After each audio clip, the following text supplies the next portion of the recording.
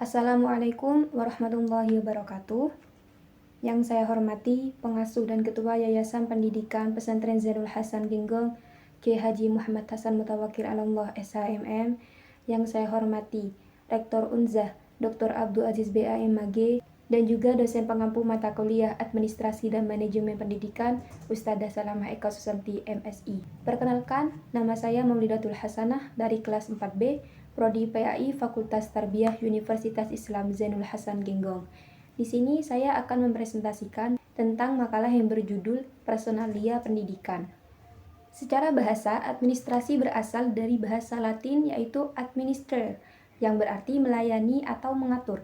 Sedangkan pendidikan berasal dari kata educare, atau dalam bahasa Latin yang berarti membimbing atau mengarahkan. Sedangkan secara istilah, personalia pendidikan adalah proses perencanaan, pengorganisasian, dan pengawasan terhadap tenaga kependidikan yang berada dalam suatu lembaga pendidikan. Nah, jadi administrasi personalia pendidikan adalah bagian penting dalam pengelolaan lembaga pendidikan. Karena personalia pendidikan ini menyangkut sumber daya manusia yang menjadi penggerak utama dalam proses pendidikan. Jadi, istilah personalia itu merujuk pada seluruh individu yang terlibat dalam proses pendidikan, mulai dari guru, staf, administrasi, kepala sekolah, hingga tenaga kependidikan lainnya, seperti pustakawan, teknisi, satpam, dan juga konselor. Nah, sementara itu, administrasi berarti proses mengatur, merencanakan, mengelola, dan mengevaluasi berbagai kegiatan agar berjalan tertib dan sesuai dengan tujuan. Nah, maka administrasi personalia pendidikan dapat diartikan sebagai seluruh proses pengelolaan tenaga kerja pendidikan secara terencana dan juga sistematis, mulai dari rekrutmen, pelatihan, penilaian, sampai kesejahteraan, demi menunjang efektivitas dan efisiensi lembaga pendidikan. Nah, dalam berbagai literatur, para ahli menyebutkan bahwa kualitas pendidikan tidak hanya ditemukan oleh kurikulum atau sarana, tapi sangat bergantung untuk pada kualitas tenaga pendidikannya.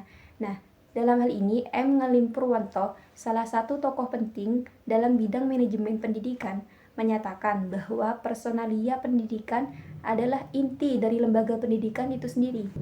Nah, beliau juga menekankan bahwa pengelolaan guru dan tenaga kependidikan harus memperhatikan kompetensi, dedikasi, dan pengembangan berkelanjutan agar tujuan pendidikan itu bisa tercapai nantinya. Nah, begitu juga dengan Syaiful Sagala juga menambahkan bahwa pengelolaan SDM atau sumber daya manusia.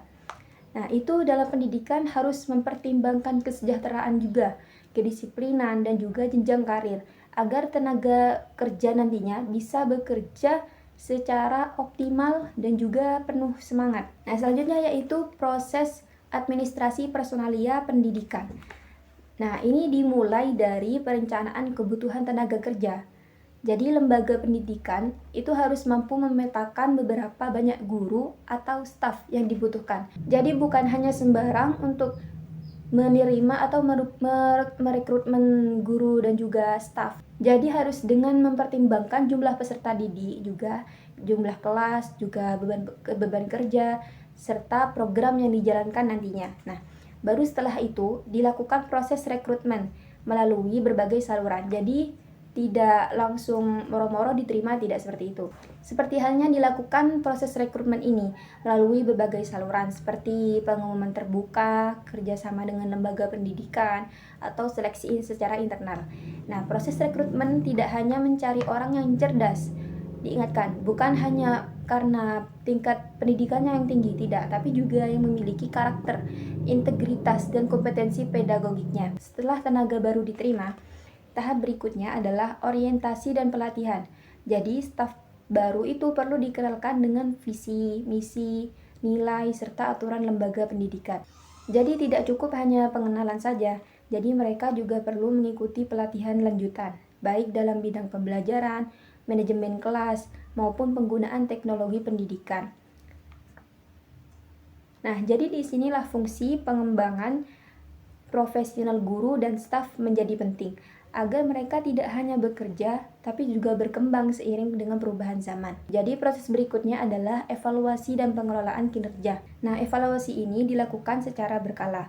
Jadi biasanya setiap semester atau setiap setahun sekali. Nah, tujuannya adalah menilai apakah tenaga pendidik sudah bekerja sesuai standar atau serta untuk memberi umpan balik yang membangun. Nah, jadi hasil evaluasi ini bisa dijadikan dasar untuk promosi atau pelatihan lanjutan atau bahkan perbaikan sistem kerja. Seperti dalam banyak kasus, kurangnya evaluasi menyebabkan guru atau staf bekerja seadanya karena tidak ada tolak ukur keberhasilan yang jelas. Nah, jadi itu yang dipermasalahkan jika guru atau staf itu tidak evaluasi pembelajarannya nanti. Nah, selain evaluasi, administrasi personalia juga mencakup pengembangan karir. Ini termasuk kenaikan pangkat, pemberian intensif, penghargaan, atau kesempatan mengikuti pendidikan lanjutan.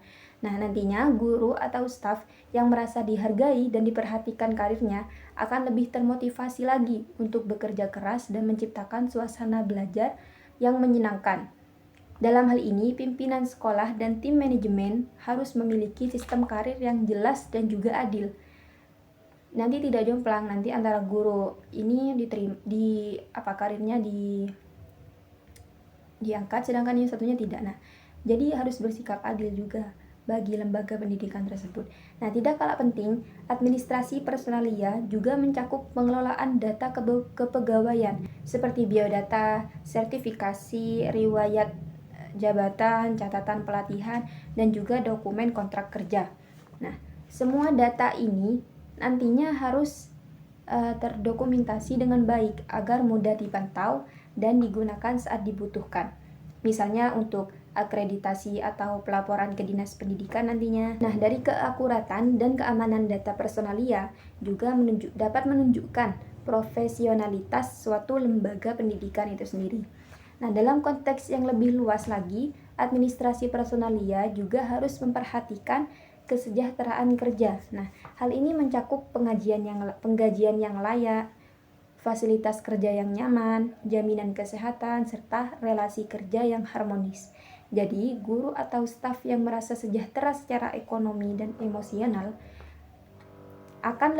nantinya akan lebih produktif, lebih kreatif, dan loyal terhadap lembaga. Selain itu, lembaga pendidikan juga harus menciptakan budaya kerja yang sehat, seperti saling menghargai, bekerja sama, serta adanya komunikasi yang terbuka antara pimpinan dan juga bawahan. Nah, selain fungsi-fungsi di atas, administrasi personalia pendidikan juga harus memastikan bahwa semua kegiatan berjalan sesuai regulasi.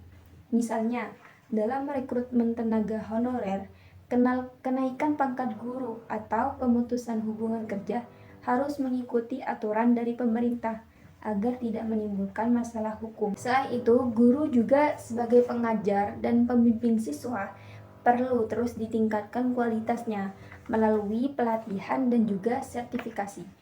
Nah, peserta didik sebagai pusat layanan pendidikan harus diperlakukan secara adil dan diberikan fasilitas yang sesuai.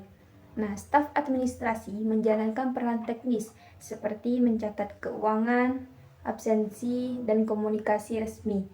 Pengelola pendidikan seperti kepala sekolah memiliki tugas strategis dalam pengambilan keputusan, dan tenaga pendukung lainnya seperti konselor dan pustakawan juga berperan besar dalam membentuk lingkungan belajar yang nyaman. Nah, akhirnya administrasi personalia pendidikan bukan sekedar aktivitas teknis saja, melainkan bagian dari strategi besar untuk mewujudkan pendidikan yang bermutu. Bila tenaga pendidik dan kependidikan dikelola secara tepat dari awal hingga akhir masa kerjanya, maka seluruh sistem pendidikan akan berjalan lebih tertib dan produktif. Meski dihadapkan dengan berbagai tantangan seperti keterbatasan dana, kurangnya tenaga ahli, atau perubahan kebijakan, lembaga pendidikan harus tetap mampu melakukan penyesuaian dan inovasi agar personalia tetap dapat menjalankan tugasnya secara maksimal. Nah, kesimpulannya adalah yaitu administrasi personalia pendidikan adalah pilar utama dalam mencapai mutu pendidikan yang tinggi. Dengan pengelolaan yang baik, kesejahteraan, hingga budaya kerja, lembaga pendidikan akan memiliki sumber daya manusia yang unggul dan mampu menjawab tantangan zaman. Nah, oleh karena itu, di setiap lembaga pendidikan seharusnya menempatkan administrasi personalia sebagai prioritas utama dalam sistem manajemen mereka. Sekian dari saya, kurang lebihnya saya mohon maaf yang sebesar-besarnya. Wassalamualaikum warahmatullahi wabarakatuh.